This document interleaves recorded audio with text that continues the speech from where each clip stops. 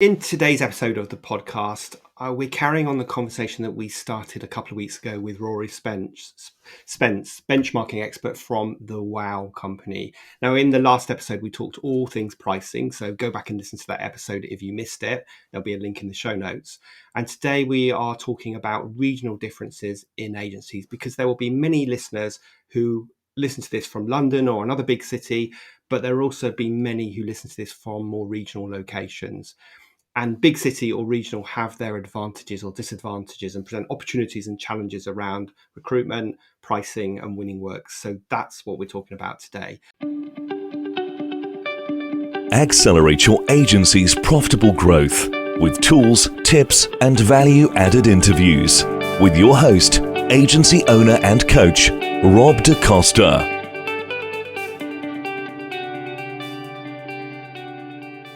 So welcome again, Rory, and let's kick things off by just talking about the advantages and disadvantages of each.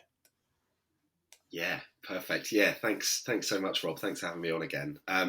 It was really interesting to get this regional analysis for the first time of bench press, because we've run bench press for 9 years now, and we've always released things like pricing stats, and people have said, well, that's really interesting, but I'd love to know what it means for me and compared to where I am. I'm up in Scotland, I'm not in London, or I'm down on the south coast, how does it differ? So to be able to provide these insights for the first time has been really, really exciting. All of these reports are available for you to download, and so everyone can have a look. But I wanted to pick out some key stats today to share with you. And where did you want to start, Rob? Because we've got a fair bit to look at today. Yeah, well, let me just first do a bit of cheerleading for the bench press reports, because I have been receiving them for probably all 9 years of the fact that you've been running them, and they are super useful, because sometimes you can say something to a client, and having that third party data to back up that thinking, is a great way of kind of removing blockages for clients. And I think a couple of smart things that you guys have done. One is having the report for that £1 million plus agency, and then the agencies that are less than $1 million, because a lot of my clients are hovering around that point. And so it means that they stop saying, this is really interesting, but it doesn't apply to me. And I think now that you've gone into this regional, you've broken that down even more, and you're breaking even more of those barriers. So I just want to say to the listeners, if you haven't heard of the bench press reports or you haven't read them, then go get them. The links will be in the show notes. They are free to get, and they are super useful. And so that's let's start with that. But let's just share with me, I guess, just some of the what interesting stats did you find when you did this research? What was there anything surprising? Were there any disconnects that you thought was interesting? That's a big question. So I'll just let you talk about some of the stats that you found. Yeah, so I think the thing I was most excited to see was going to be the pricing league table. And it didn't disappoint. It didn't disappoint. I was really curious to see just how much London was going to be ahead in terms of an average hourly rate versus some of the other regions, because I don't think anyone would be surprised to know that as a region that was going to be higher. And it was really curious as well. So I've got it here, so I'm going to just read it directly off my phone. So the UK average hourly rate for agencies of all sizes is £91 an hour. So that's the UK average, just to give you some context. Now, you've got London up at £105 an hour. So quite a jump above. I would have probably guessed at about £10 an hour. Obviously, that's £14 an hour higher than the average, so quite interesting. Actually, you've also got Bristol and Cardiff above the average. So again, the average being 91. Bristol and Cardiff are at 93. And then really you've got the south, the north, and you've got central and eastern England all within a couple of pound an hour of each other, 88, 87 and £86 an hour. And then finally, you've got Scotland, who their average is £83 an hour. And that I was really surprised about, because we've got some brilliant clients up in Scotland, really successful clients that are competing not just region, not just across the UK, but like across the globe. And so I know for a fact that they will be higher, but perhaps that suggests there's a few smaller agencies in Scotland that are charging like lower rates. So that was really interesting. I was always curious to see that, and as Rob has said, he's kind of going to share the link to the report so that you can download that in full and go into a bit more detail. But to follow on from that, what I then found even more interesting was we did gross profit analysis by region. And me, perhaps naively thinking, well, the gross profit margin is going to be directly impacted by the fees that they're charging. So the league table for prices and the league table for gross profit will be exactly the same. Well, how wrong was I? Actually, completely different. So I guess again, and I won't give you all of the stats because there's a lot to soak in, but I'll pick out some highlights that kind of help to tell the story. So the average gross profit margin for a UK agency is 44%. Now, London, who obviously are charging significantly more than that UK average in terms of pricing, well, their gross profit is actually 43%. So lower than the average across the UK. And Bristol and Cardiff, who were charging only £2 an hour more than the average, actually are up at 48% gross profit margin.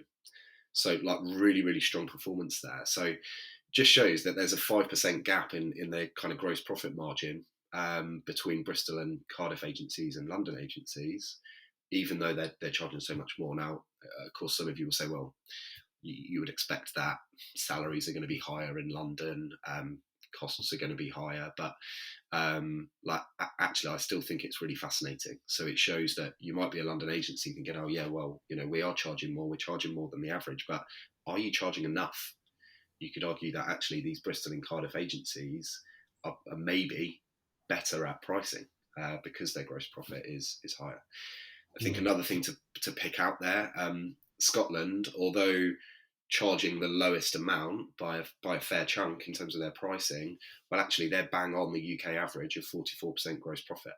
So although they might not be charging the same amount, they're obviously really good at delivering these projects profitably. They're not doing over delivery. They're better at avoiding things like scope creep or in having that conversation. And so I think there's a lot of kind of additional takeaways that you can look at just beyond the headline stats. Yeah, so interesting. And of course, the GP margin is the thing everyone needs to pay the most attention to, because that's the thing that means whether you're excuse me, whether you're profitable or not. But it is really interesting. Do you think a lot of the regional differences are mindset based? Like, I'm in Scotland, so I couldn't possibly charge the London rate. And interestingly enough, the reason I say that is because we're just fresh off recording episode 100 and whatever it was, 104, where we talked about value pricing. And actually, at the end of the day, there is absolutely no reason why a Scottish agency or a Southern agency wouldn't produce as amazing work as a London agency, yet their rates are a lot lower. So that's sort of an interesting one, isn't it? I completely agree with you, Rob. I think it is mindset. I think we've seen, particularly in the last 18 months, everybody's working remotely. It doesn't matter where you are. It does not matter if you're in the big London office, right? Because actually Yeah. everybody is in their bedroom. They're all working from the sofa. We're all in the same place. And so I think that creates an And enormous... sorry, can I? Yeah, Sorry, I hate to do that, but I just want to add to that. Not only that, but we're serving clients all over the place. Yeah, I mean, if you were a yeah, Bristol agency and you only served Bristol clients, and you were a London agency, you only served London clients, it might make sense. But we're actually serving clients all over the place, all over the world, yeah. from all over the place, right? 100%, 100%. Never before have agencies down in Cornwall, for example, had such a great opportunity to suddenly compete for clients anywhere across the UK, anywhere across the world, because we're all doing things on Zoom, we're all doing things remotely. So yeah, you're absolutely right. If you are competing against a London agency, why shouldn't you treat that as an opportunity to increase your prices?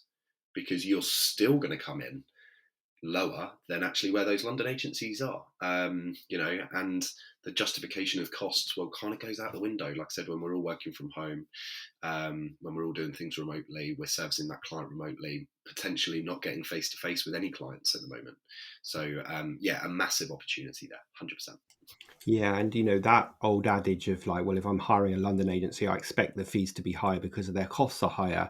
It's kind of going out the window a bit. And then if you overlay the whole value conversation, then it's not about your costs; it's about the outcome that you deliver for your clients, right? Yeah, without a doubt.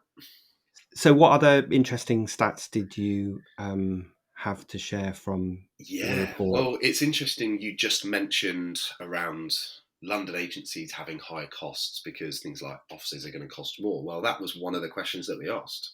What are people planning to do with their offices in 2022?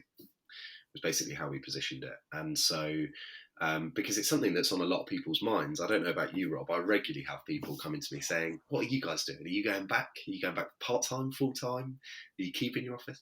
So we thought, well, let's ask it in bench press, and there was some really interesting results. So the overall, again, to give you the UK average, 73% of agencies are planning to keep their office. Okay, so certainly, the large majority are keeping their office. Whether and I should add some context. When I say keeping their office, I mean keeping an office. They may be downsizing, they might be upsizing, they might be keeping the same one, but they will have a physical premises. So just for context, the other 27% there are either going to be fully remote or they're going to be using like a co-working space. So that's the other. They were the other options. So those 73% of agencies that are keeping their office, well, to kind of get a bit regional with you now, the highest percentages were in Scotland and in Central and Eastern England, where they were 83% and 84%. So actually, those agencies valuing much more that face-to-face time and wanting to get people in. London considerably lower than the rest. So only 58% of agencies in London are planning to keep their office or keep an office, which I guess, again, probably people sitting there going, yeah, not too surprising considering the costs in London versus everywhere else. But it's still really interesting because it goes back to what you were mentioning there, Rob. Well, these London agencies, I'd be very surprised if they're going to reduce their fees because they don't have an office anymore. I do not think that's going to be the case. I think the saving on that rent is going to be invested in other places, and they're still going to be charging a fee that's higher than if you're an agency outside of London. And so again, I Yeah. think just that mindset, don't accept it. Don't allow clients to say, oh, well, we're expecting that London agency to price more because they've got larger costs. Challenge them on it. So again, a really interesting opportunity here. Yeah, and if you lead, again, without sounding like a scratch record, if you lead with value and you focus on the outcomes the client wants to get, and you believe you can help them get there, then why wouldn't you charge the same fee or a higher fee? I think it will be really interesting when you do this again next year, because we are sort of, we're here in the beginning of 2022. We're still knee deep, sadly, in pandemic world with a lot of uncertainty. God, let's just hope, in a year's time that's changed. It will be interesting to see what changes in this particular report, because I think my take on this is that at first people had to very quickly get remote working, right? They had very little time to do that. It was sort of novelty. Staff liked it at first. Then they stopped liking it quite so much because they, in their house 24 hours a day, they got kids running around, blah, blah, blah. And so I got a sense that some people really wanted to go back to having an office and having that routine and the separation between home and work. Mm. So I think it'll be really interesting to see what these stats are in a year's time. Do you get a sense that they will be similar, or they might change a lot, or who knows? Yeah, it's really, really hard to call. It's really hard to call. I think the office decision may not change too much. But what's fascinating is another question that we asked was around recruitment. So we asked agencies whether they plan to or already recruit people remotely, people that are not within a commutable distance of the office. and 67% of agencies said yes, they would recruit remotely. And to be honest, I thought that figure would be higher than that. Yeah, me too. Because in bench press, what we ask every single year is, what is your number one challenge within the agency? And every single year without fail, new business is number one. So no surprise there. New business is always number one. But then number two quite often is around talent and recruitment. And so really fascinating that, again, we kept using the word opportunity in the last 10 minutes, Rob. But again, I think there was a huge opportunity when we did all start working remotely and everyone was on Zoom anyway. And I live a mile from my office and I live a mile from about 5 members of the team, yet I didn't see them for 18 months until the Christmas party. So that ability to work remotely, you could work with anyone wherever they were, was a huge opportunity that we certainly grasped. There was someone that was kind of a friend of someone that worked at WOW, who we always thought, oh, she could be a good fit for the team, but she lived up in Aberdeen, and therefore we never really considered it. And then suddenly went, hey, actually, there's a great opportunity, and she's been absolutely brilliant. She's been brilliant for the team. And so I think this is a huge opportunity for a lot of agencies where there is that scarcity of talent. There is this huge, at the moment, increase in wage demands as well. Well, actually, can you treat this as an opportunity to go and find people that are outside of London, for example, like lower living costs, lower salary demands? I think there's a big opportunity. But I guess just the final note I'd add on this recruitment challenge, Rob, which I found really fascinating, to go back, 83% of agencies in Scotland said they would keep their office. However, 78% of agencies in Scotland have said they recruit remotely. So they're the highest region in terms of agencies that said they'd recruit remotely. You compare that to Bristol and Cardiff, where only 47% said they'd recruit remotely. It's obviously really important for them that they're having people coming in face to face. So it does feel like there's this slight disconnect. I think the Scottish agencies say, well, we want to keep an office, but we want to hire people remotely. I wonder if one of those two things will take over, and they'll either go, hey, we've suddenly got a really remote workforce, so we will change our mind about the office, or actually, if we're sticking with an office, we want people in there, we're going to stop hiring remotely. So it'll be interesting to see where that goes. I guess in a way I'm not surprised at that, because I mean, in the last year or so, the talent conversation is definitely at the top of the agenda. If I had to ask all my clients what their number one challenge is, it's finding good people.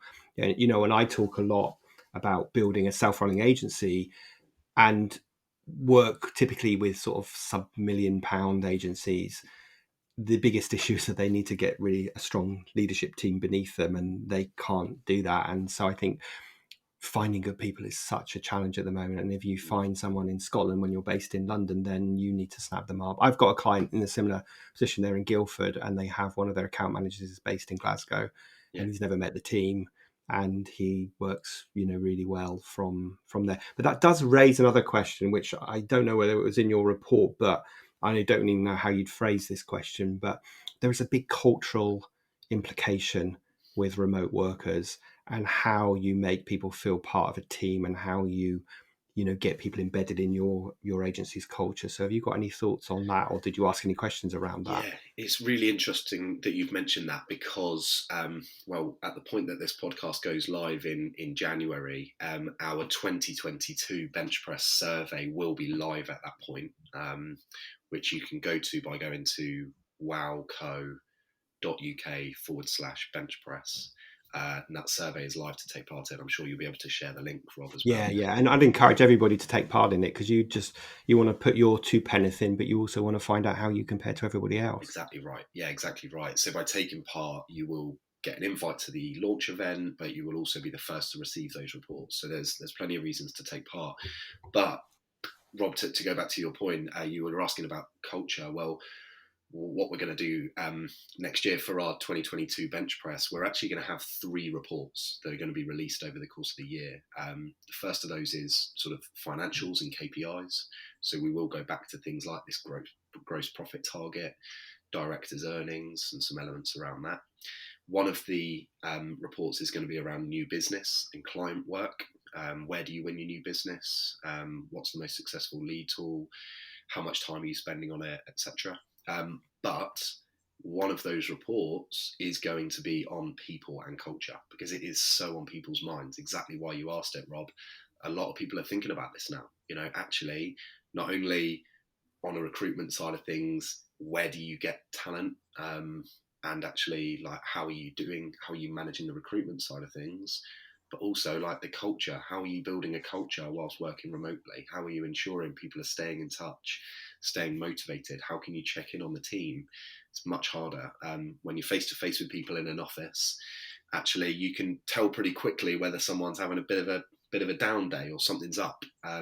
When you're all stuck behind a screen, it's much harder to pick up on. So that Sure. is going to be fascinating. I'm really excited to see the results of that. It's difficult right now to comment too much, but maybe, Rob, off the back of those reports going live, we can do another session Yeah, on let's that. for sure, because it's such an important topic, and probably the answer to it is multiple things. Like, this technology can help, but it can't do everything. It can help in terms of communication, and there's some clever tech around there to aid that and to create a sense of community.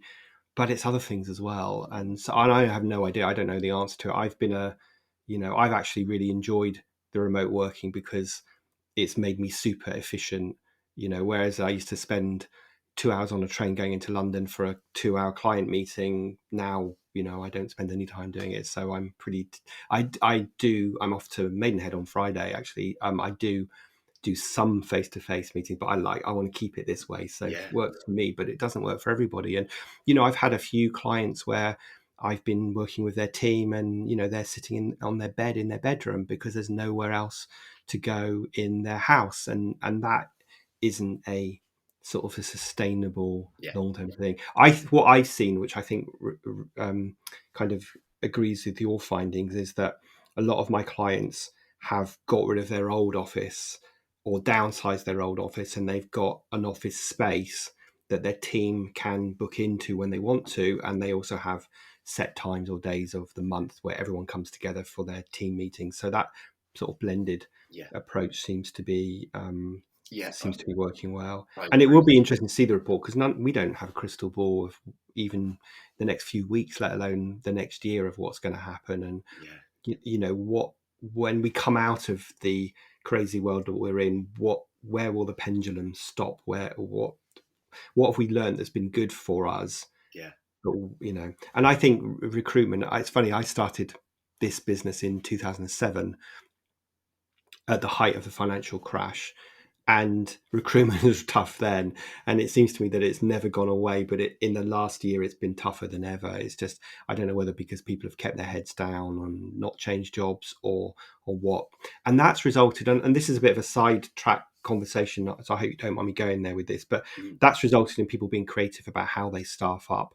yeah. And I've got a particular view about building an agency using freelance stuff. But what have you got a view on how that works, and what your thoughts are of In terms building of an agency like? employees versus freelance. Yeah, Yeah, yeah, I think there's no right and wrong answer here. It really depends what you're trying to build, where you're at, because I think for a lot of people, you have no choice but to initially use freelancers, because you can't guarantee them 5 days worth of work, and you do not want them sat there if they're team member number 2 or 3. You just can't afford to have them sat there twiddling their thumbs for a day a week, and so the freelance route can be really good for that reason.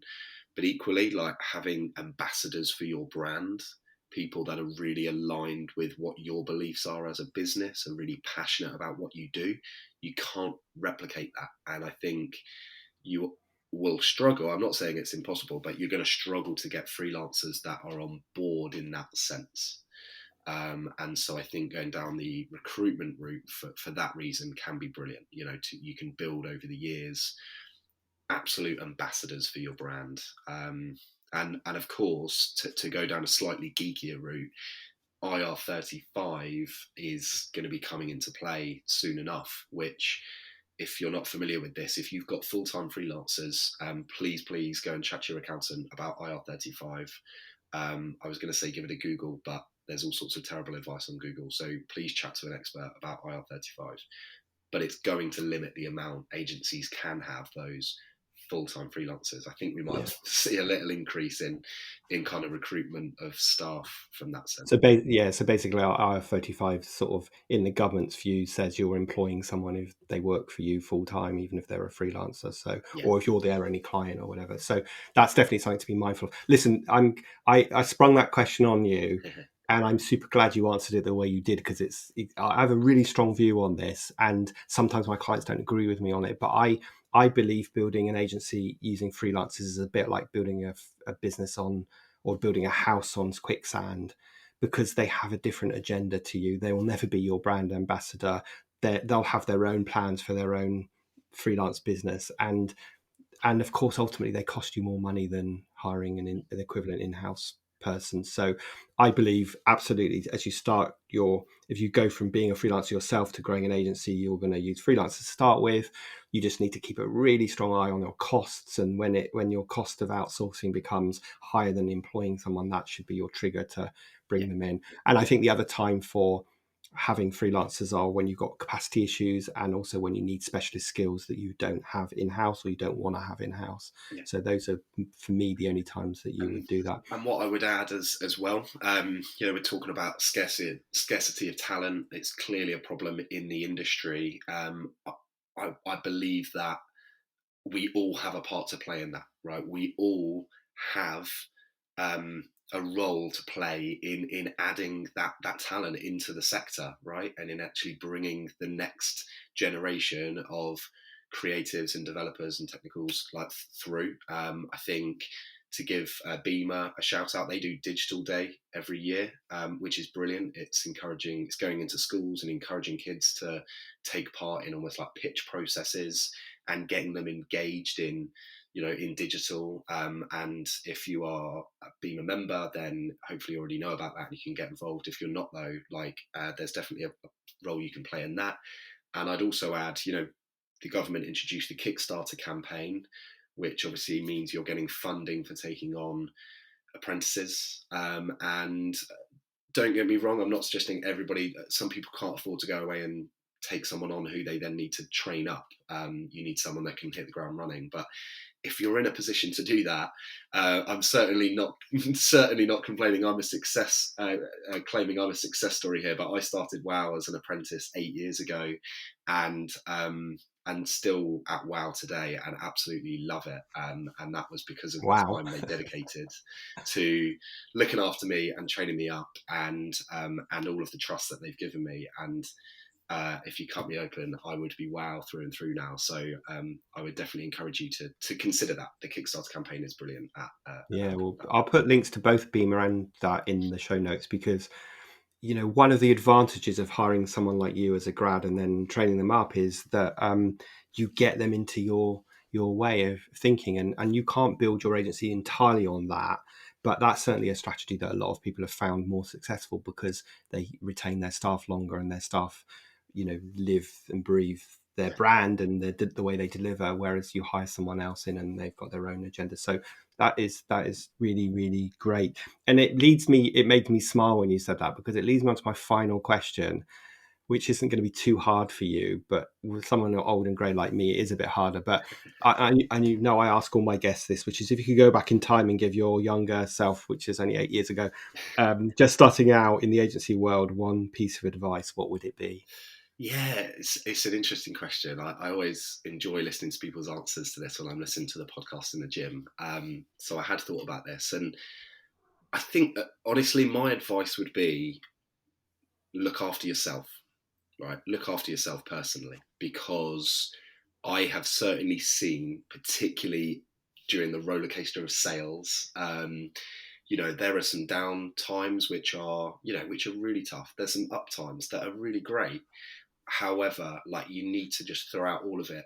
Make sure you're looking after yourself, right? From a mental health perspective, make sure you're able to switch off. You're listening to your body, you're listening to your head, and you're looking after yourself. Make sure you're taking proper breaks. I know so many people will be listening to this, and well, of course, we're all in a position where when was the last holiday? God, because we've not been able to go away for years. But personally, I want to make sure that every quarter I'm taking some time out where I can switch off properly. I'm not suggesting I go jetting off on holiday every quarter. I wish. However, I make sure every quarter I've got that time where I know it's in the diary, and I work towards that, and I'm really strict that I take that time out and I get away from emails, messages, and switch off, and I'm better for it. I think mentally, if you're in a great place, you're going to do great work, you're going to be more confident, you're going to have more energy. So I know I'm speaking about this because I hear it all the time. There are so many agency owners out there, particularly, that are burning the candle at both ends, that are doing crazy amount of hours a day, a week. Sometimes you need to do that, right? Of course you do, but please make sure you are just taking time to yourself, and what, you're not a machine, right? You can't just keep going and going. You take some break up for yourself. What a great piece of wise advice. And I love asking this question because I so rarely get the same answer twice. And I don't think we've ever had that answer.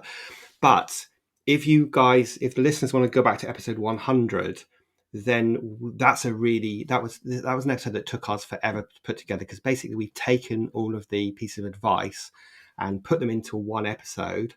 And we've also created a download, which I find really inspirational, with all of the quotes that people have said into that. So you can download this as something you can read, or have a listen to what 40 plus guests have said as their piece of advice, because if we could digest that and live that, we would be so much better. And I think the mental health thing is so important right now, because so many of us have struggled with that in this strange, isolated world. So thank you for sharing that with us. Listen, Rory, it's been brilliant having you as a guest across these last couple of episodes.